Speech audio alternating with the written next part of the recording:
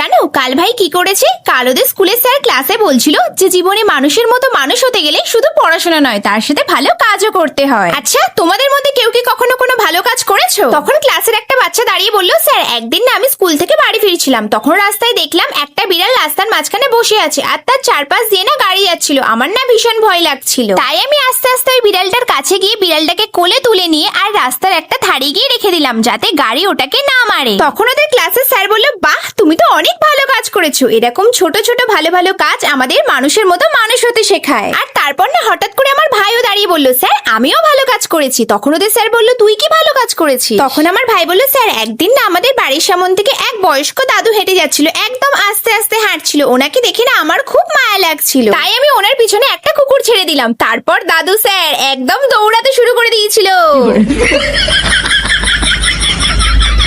আচ্ছা, তোমরা কি কখনো কোনো ভালো কাজ করেছো? কি কাজ করেছো আমাকে কমেন্টে লিখে জানিও।